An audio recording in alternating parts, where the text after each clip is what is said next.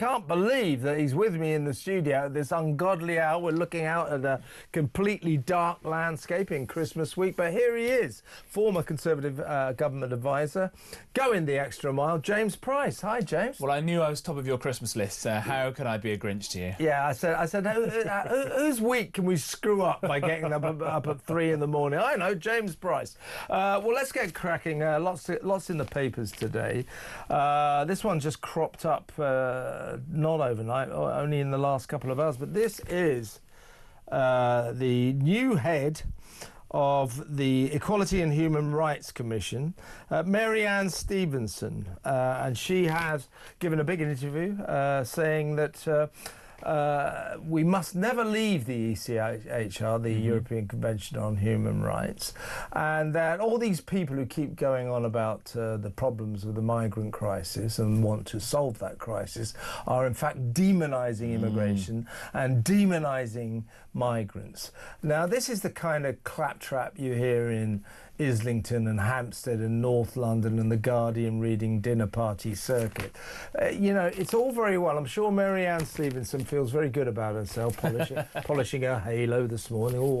Is my virtue properly signalled? I think it is. But it ignores the reality of what is going on.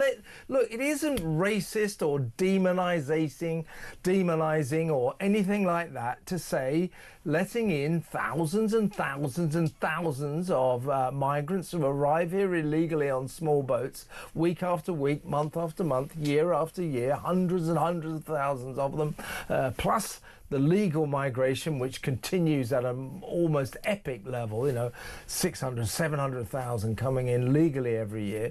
It isn't racist or demonising to perhaps say this could present problems, that somehow or other it is presenting problems to British society. And yet we have these kind of great and the goods from the middle classes still coming out with this utter claptrap, James. Yeah, well, it's not 2020 anymore. We don't have to worry about this sort of nonsense coming. And I think that as depressing as it is to realise that all these sort of fake quangos and all the rest are being staffed with Starmerite toadies for the next few years, and unfortunately we won't get anything fixed or done in this country until we turf Labour out. These are the kind of death spasms of a dying old order, a dying old regime. And Dr. Mary-Anne Stevenson, with her very useful PhD in equality law, will find herself a one-term leader of this quango. We should be clear, she runs something, let's see if we can get this story around this time of the morning. The EHRC, the Equalities and Human Rights Commission, is defending the ECHR, the European Convention on Human Rights. And just that kind of acronym word salad is explanatory of why we're in such a mess. Yeah. The only thing we should be worrying about is what is said in Parliament, because we have a sovereign Parliament in this country, and yet we farm out lots of things about laws to the Equalities and Human Rights Commission, whatever that is. I don't remember voting for this woman. And we farm a load of it out again to the European Court and its Convention on Human Rights. I don't remember voting for any of those people either. And especially I don't remember voting for someone who comes along and says the kind of nonsense that you've just said there, Kev. It's absolutely ludicrous. Yeah, who the hell is Mary-Anne Stevenson anyway? I'm sure she's a lovely woman. I'm sure she does very well at all those North London dinner parties. Star of the show, I'm sure. Here she is, voicing her very, very fashionable opinions. The demonisation of migrants, the creating this idea that migration causes huge risks to the country, can make the lives not just of migrants to the UK, but of minority citizens very, very, very difficult. I think leaving the European Convention is a mistake. It weakens the rights that all of us depend on. Two things to say about this. Okay, you know, nobody wants to make anybody's life worse, but why is she so obsessed with the quality of life of these migrants who break into our country illegally, and apparently completely unconcerned with the quality of life of those of us who are citizens of this country, many women in particular, and children feeling threatened for their safety, the tally of sex crimes, sex offences committed or allegedly committed by asylum seekers rising happening almost daily. Why is her priority just for the welfare of the migrants and not for the welfare of the vast majority, the citizens who live in this country? Well, I think you nailed it earlier on when you said that she was signalling her virtue, and this concept of virtue signalling, I think, is very, very effective. It's a way of demonstrating that you are a holier person than those not in your cult, and I think it's a useful way to think about the kind of human rights fantasy right now as being like a cult. Obviously, everybody believes that people who are humans should have rights, and we have had rights in this country for a very long time. You've got the Magna Carta, and even that was just a reiteration of rights that we held for hundreds of years, even before the Norman conquest. But this sort of modern idea of human rights is something that only unelected bureaucrats and unelected judges can give to the people is completely mad. And I think that there is this sort of moralising. What she just said there has made me go from thinking this is just this sort of silly diversion into something that's really upset me, because she said there that if we're not nice to these fighting age men who break into the country illegally and go on to commit loads of crimes, if we're not nice to them, then British people who are not white might feel that they're hard done by. I think that's a terrible thing to do. I'm sure that most of the people who are not white but are British in this country are as anti-foreign fighting age men breaking into the country and committing crimes as everybody else. But to her, they're all just the same. They're the people that make her coffee in the morning or drive her Uber for her. Yeah, you should, if you want to get a hard-line view on what we should do about our migrant crisis, you should talk to my newsagent, to my local newsagent, right, who's from India. Right. He has some very strong views on how to keep these people out. So the idea that somehow or other migrants who are already here and living a good life, a productive life, of segued into our society, somehow feel threatened by our attitude to the migrant crisis. They're with us. They feel threatened, like we do, by the migrant crisis. The migrant crisis is importing ideas that aren't right. I think we are, to some extent, importing a belief that women are second-class citizens.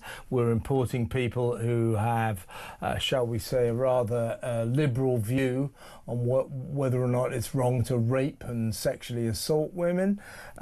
We are diluting our culture across, particularly in the north, cities that are barely recognisable from what they used to be. I'm not complaining. I'm not saying that Muslims and Islamic people shouldn't live here, but if you look at some of these cities in the north and towns in the north, they are changed beyond recognition. We are diluting our culture. Well, it's the attitude of these sorts of unelected poshos from Islington, as you say, like this woman, who make it so difficult and dangerous for the law-abiding, well-integrated British Muslims to get on. My friend, a guy called Mohammed, I was talking to him last week, saying how dangerous it is for people like him who live in this country, who've integrated perfectly. This guy was a Tory candidate for Parliament. Yes. How dangerous it is for people like him when you start lumping everybody together.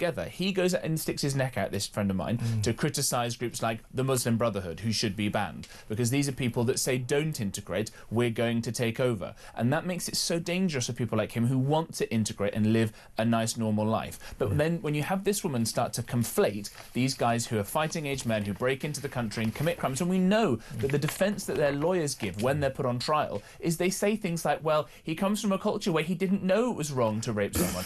And we had a law that was these are the defences that right. I don't blame the barristers, but these are the defences they're putting in time and time again. Well, you see, the thing is, although my client viciously, violently raped this woman and then killed her, what you don't understand is he comes from a country where they don't actually think that that's all that bad. He didn't know that we took it so seriously here in Britain. These are the defences that are being put into our courts of the land, that these guys who come here from these foreign cultures, these very different cultures, and rape women here have to be given an easy ride, leniency, because they didn't understand that we thought it was pretty wrong to rape people. I didn't realise that ignorance of the law was now going to be a defence of it. That's brilliant. I'm going to go and pretend not to know all these things and go commit crimes? No, of course I'm not. Yeah. That doesn't work. You know, we put a law onto the statute book a few years ago to ban upskirting. I didn't have to look up what this was. This idea that you take your phone camera and you can on a tube Moroccan or something. Yeah. And you can put your phone under